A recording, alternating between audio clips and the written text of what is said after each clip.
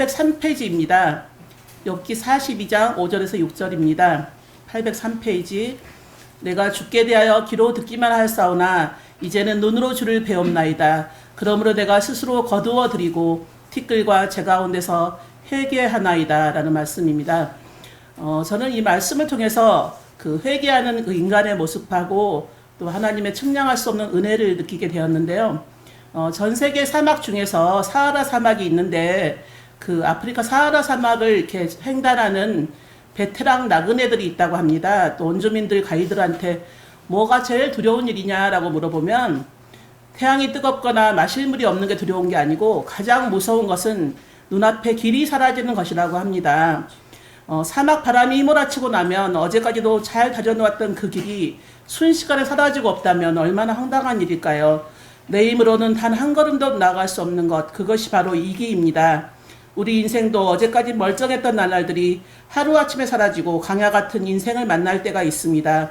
인간관계, 경제력 다 무너지고 또 건강도 무너지고 좀 하나님 앞에 엎드릴 순간이 옵니다.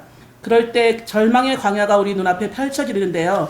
바로 그 절망의 광야가 어쩌면 우리가 하늘의 주관자이신 하나님을 바라보는 출발점이 될 수도 있겠다고 생각이 됩니다.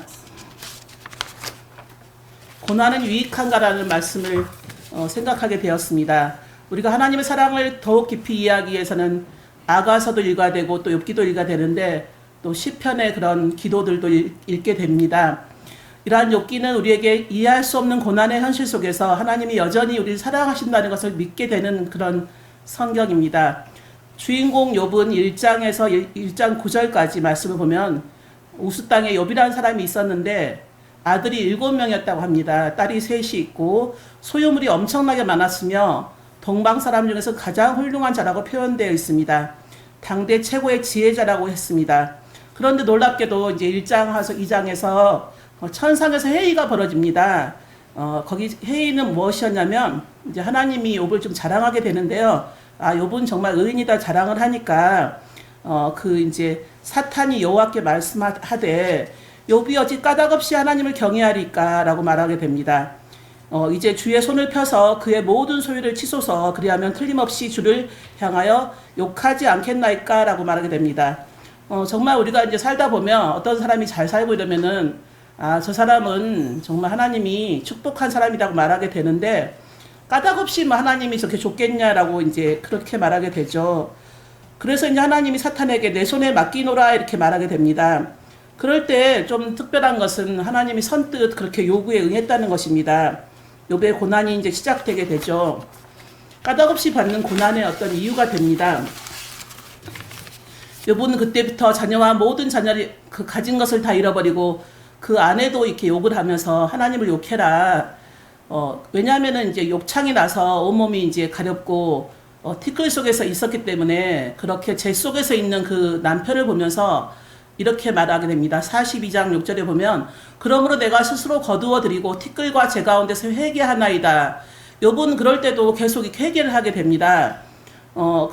이때 티끌과 재라는 것을 좀 이렇게 제가 찾아봤더니 티끌과 재는 겸손함, 슬픔, 회개, 인간의 연약함을 표현하고 있었습니다. 그렇게 이제 욥이 온몸에 종기가 나서 힘들 때 그 고난 속에 있을 때 욥의 새 친구가 찾아옵니다.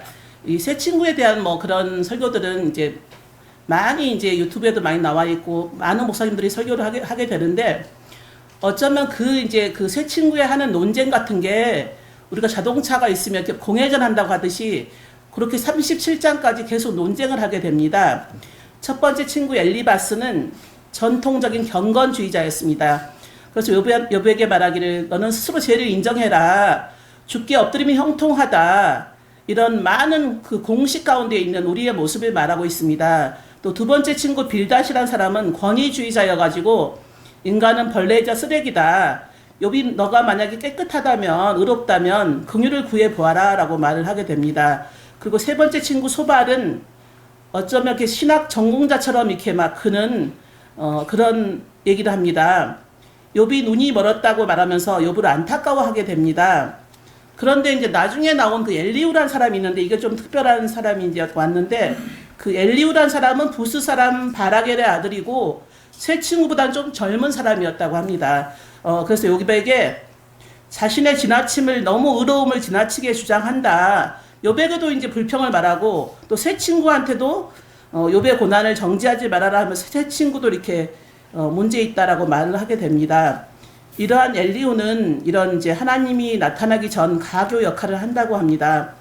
하나님은 천상에서 욥을 자랑하였고 또 욥을 시험하는 사탄의 이야기가 전반부에 욥을 이제 욥기에 나오고 있는데요. 어쨌든 풍성한 소유를 받은 그 욥은 원망은커녕 나중에 이제 그 욥기 1장 21절에 보면 우리가 많이 이제 말씀으로 하고 있는 내가 모태에서 알몸으로 나왔은즉 또한 알몸이 그리로 돌아가올지다 주신이도 여호와시오 거두신이도 여호와시오니라는 그런 이제 고백을 하게 됩니다. 어쩌면 욥은 하나님 향해서 원망하지 않았기 때문에 그 당시에는 사탄이 또 욥을 쳐보라고 합니다. 몸을 쳐보라고 했고 그래서 이제 욥이 온몸에 악성 종기가 나는 그런 시점이 되는데요.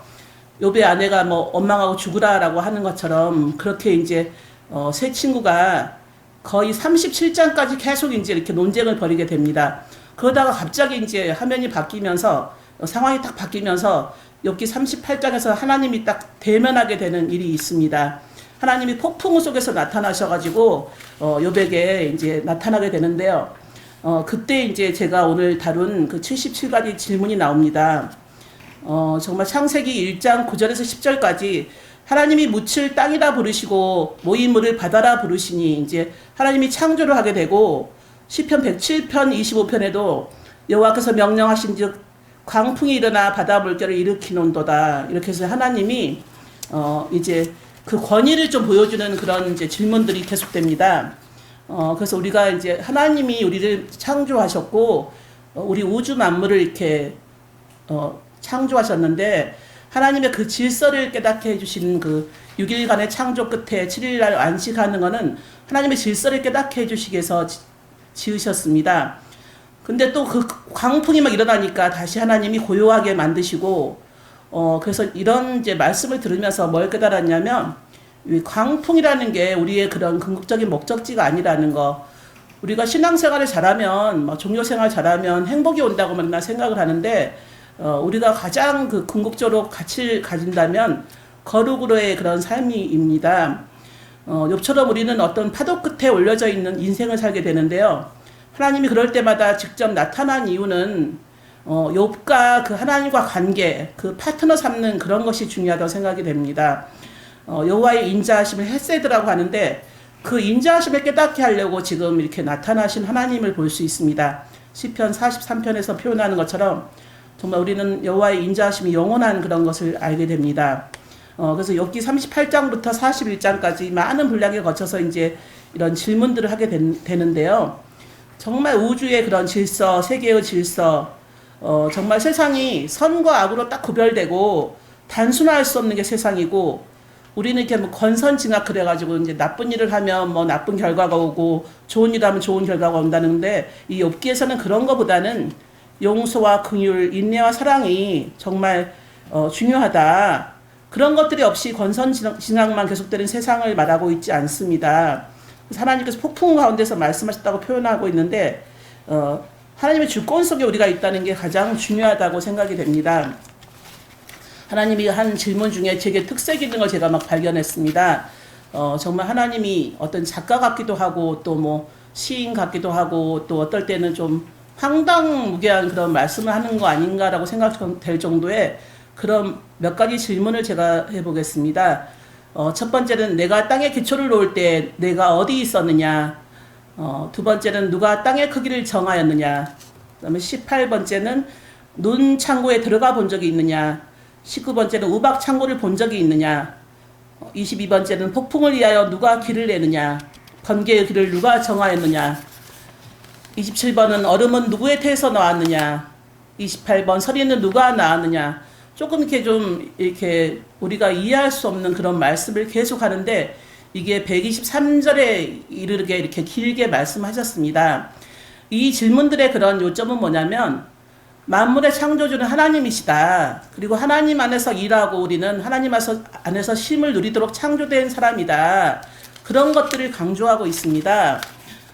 그래서 이제 우리가 그 요백이 하는 말처럼 내 허리를 묶고 장부처럼 대답할 수 있느냐? 내가 내 심판을 무효로 하겠느냐?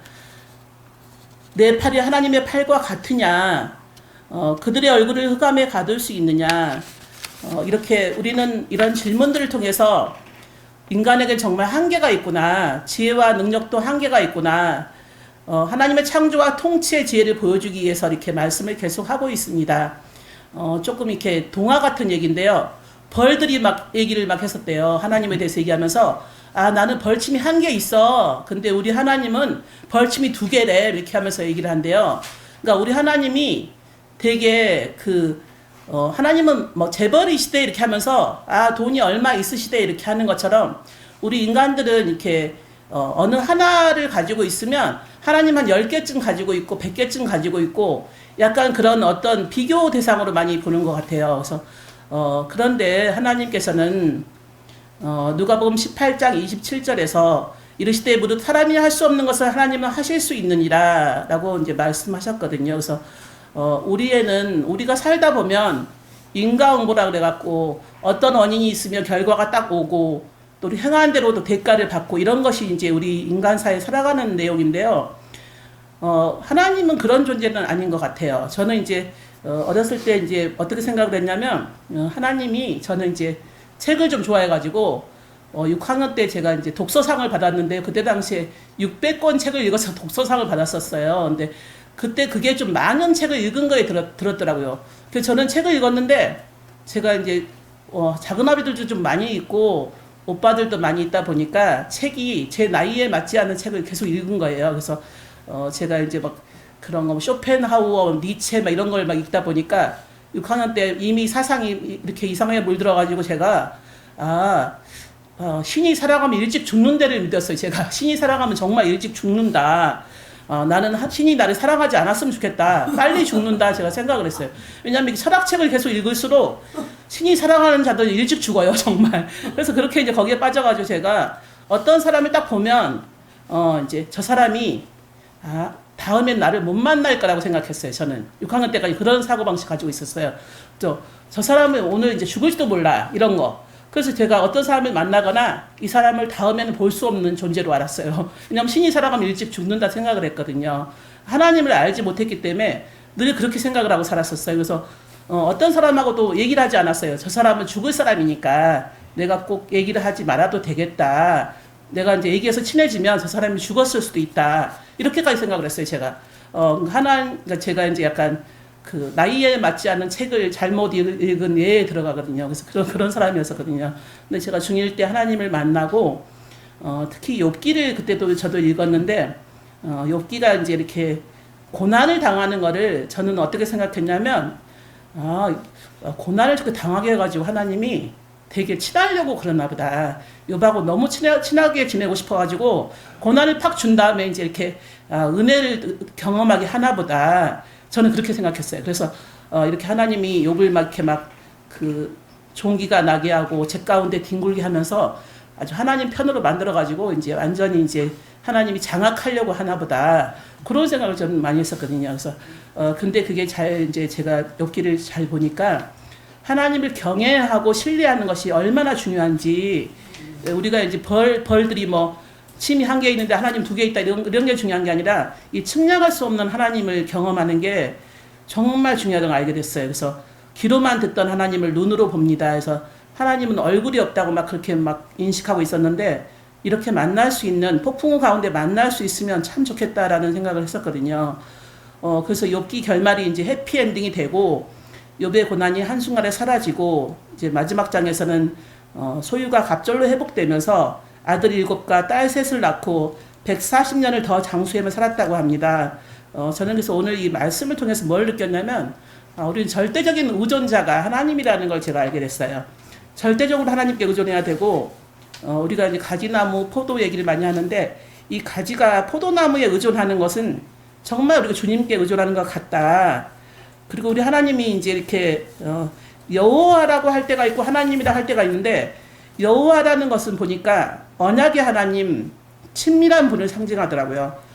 굉장히 친밀한 분을 여호와라고 하고 하나님이라고 하면은 또 엘 그래갖고 전능하신 하나님 창조주를 또 얘기하더라고요. 그래서 이 언약의 하나님 여호와를 만나는 거, 또 전능하신 하나님 애를 만나는 거는 정말 우리 인생에서 되게 이렇게 중요한 그런 일이구나라고 알게 됐고, 제가 이제 이렇게 얼마 전 책을 보면서 완전한 순종이라는 책을 읽었었어요. 그래서 앤드류 머레이의 책 완전한 순종이라는 책을 보니까 성도에게 가장 필요한 거 한 가지는 완전한 순종이라는 거, 하나님께 완전한 순종이 이제 가장 필요하다라고 말하고, 정말 하나님께서 백합을 아름답게 옷 입힌다는 표현이 있는데, 백합 속에서 하나님은 아름다움을 창조하고 있더라고요. 그래서 그 백합 속에서 아름다움을 창조하는 하나님이 있었고, 우리가 인간이 그리지 못하는 어떤 아름다움을 창조하신 분이 하나님이고, 그렇기 때문에 우리는 완전한 순종을 하려면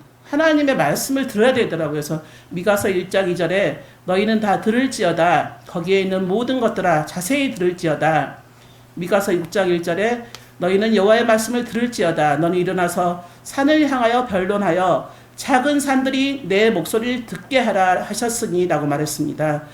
그래서 우리가 하나님의 말씀을 듣고 사는 것이 얼마나 복인지, 그래서 이제 그 욥기 앞에 폭풍우 속에서 나타나가지고 막 그렇게 장시간을 막 얘기하는 하나님은 욥을 참 사랑하고 계셨구나라는 걸 알게 됐어요.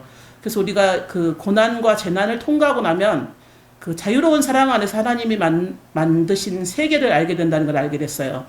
그래서 우리가 터널이 뭐 제일 밝은 곳이다 이런 말을 많이 하는데, 터널 끝에 빛이 없으면 우리가 그 터널을 벗어나지 못하는 것 같아요. 그래서 우리가 삶 자체가 고난이고 천국을 향하여 소망을 가지고 살아가기 때문에 그 하나님의 인자함 속에서 살아간다는 거. 하나님은 어떤 옳은 일을 하는 그런 분이 아니고 공의의 하나님이시고, 하나님은 언제나 옳은 그런 하나님이 아니고 선하고 인자하다는 것을 알게 됐습니다. 그래서 하나님은 옳고 그르고 이런 판단의 대상이 아니고 항상 선하고 인자하시고, 우리가 죽을 자리에 예수님을 대신 보내신 그런 하나님이고, 우리가 터널을 만날 때 철이 든다고 합니다. 그래서 우리가 터널을 만나고 고난을 만나지 않으면 철이 들지 못하는 것 같아요. 저도 철없는 그런 사람이었었는데 이게 하나님을 만나고 철이 든 것 같습니다. 그래서 우리가 십자가를 의지하면서 우리 인생을 흔들리지 않게 하는 거, 그게 우리의 신앙의 뿌리가 되는 것 같습니다. 찬송가 중에 하나님은 너를 지키시는 자라는 그게 있는데, 우리는 이렇게 완전한 순종은 어쩌면 성전 같은 그런 순종 같아요. 그래서 우리가 만년필로 막 글을 쓰는데 그 만년필이 중요한 게 아니라 전적으로 그 마음을 맡길 때 좋은 글이 나오는 것처럼, 우리가 솔로몬의 성전을 우리가 마음속에다 세우는 그런 완전한 순종, 그것을 성취하는 것을 보는 게 하나님이 아닌가. 그리고 파트너 삼는 거, 하나님이 뭐 너 혼자 있어라 이게 아니고 항상 우리에게 이렇게 동행하시는 하나님을 볼 때 욥에서 더 이제 귀중한 걸 느끼고요. 제가 시 중에 좀 좋아하는 시가 있는데, 그리움이라는 그 유치한의 시가 있어요. 파도야 어쩌란 말이냐, 파도야 어쩌란 말이냐, 임은 물같이 까딱 안 하는데 파도야 어쩌란 말이냐, 날 어쩌란 말이냐. 이게 무슨 시냐면요, 유치한이라는 그 65년대에 쓴 시인데요. 이분이 어떤 사람을 정말 사랑했대요. 그래서 이제 어떤 바닷가에 갔는데 파도가 막 치는데, 이게 파도가 여러 가지 빛깔로 이제 이렇게 한 거예요. 근데 그 사랑하는 사람이 까딱을 안 하는 거예요. 그래서 이제 임은 물같이 까딱 왔는데 파도야 어쩌란 말이야 이렇게 썼거든요. 근데 이분이 그렇게 시를 쓰고 나중에 교통사고로 돌아가셨어요. 그래가지고 이제 그렇게 나중에 뭐 누가 답시를 썼는데, 탑이라는 답시를 썼다 그래요. 탑처럼 나는 이제 이렇게 굳건하게 서 있겠다는 뭐 그런 시로 시를 썼다는데, 신석정 시인의 탑이라는 그런 것도 있는데, 유치한 시가 이렇게 말했던 건 뭐냐면, 파도가 계속 이제 치는 거예요. 우리가 삶이 이렇게. 그런데 이미 정말 물같이 이렇게 까딱 안 하는 거예요. 그래서 파도가 어쩌란 말이라 이렇게 하는데, 저희가 인생의 파도를 이렇게 만날 때 여러 가지 색깔로 이제 파도를 만나게 되는데, 그럴 때 굳건히 서 있는 탑처럼 신앙을 좀 가지는 게 중요하겠다는 생각이 듭니다. 그래서 우리가 이제 욥기를 만나면서 얼만큼 고난을 당했냐 이게 중요한 게 아니라, 제 가운데 회개하고 그렇게 이제 하나님을 찾고 그 사람의 의가 얼마나 뭐 중요한가 그게 아니고, 이 재난을 통과하는 그 자유로운 사랑 안에서 예수님을 만나는 은혜, 그리고 또 이제 우리가 하나님을 사모하며 천국길로 가는 그런 은혜, 그런 것들이 정말 소중하다는 걸 느끼게 됐고요.